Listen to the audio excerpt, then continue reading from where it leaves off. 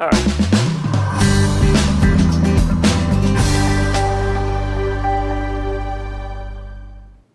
Hello everyone, this is Robert Brokamp, the Senior Advisor for the Motley Fool's Rule Your Retirement Service.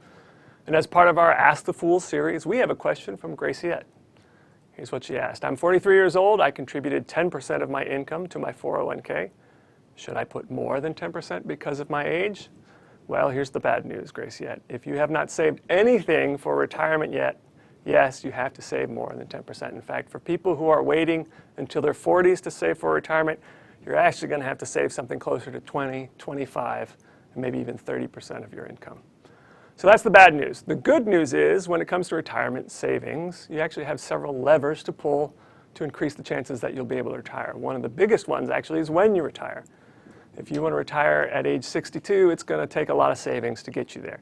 If you put it off until maybe age 70, your chances of being able to retire look a lot better, and here's why. That's several years more of you contributing to your 401k. That's several years more of your portfolio being able to grow. You'll also be putting off when you take certain benefits, maybe a pension, Social Security, and for most of those, and definitely for Social Security, the longer you wait, the bigger the benefit. And these days, it's actually about 8% higher benefit for every year you put it off, approximately 8%. So that's one thing you can do. The other thing you can do is save more.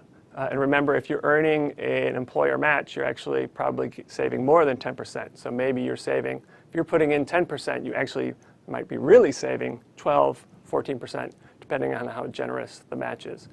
And the other thing you can do is get your expenses as low as possible by the time you retire. If you need to replace most of your income when you retire, you need to save a lot more today.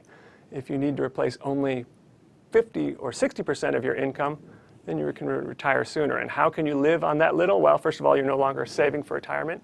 So that money that you've been putting in your 401k, you no longer have to earn. You will no longer be paying Social Security taxes. So that's an expense that's going to go away. Probably the best thing you can do in terms of lowering your retirement expenses is pay off your mortgage. For most people, the mortgage is the biggest expense in their budget. If you can eliminate that by the time you retire, then you actually may not need that much income after you retire.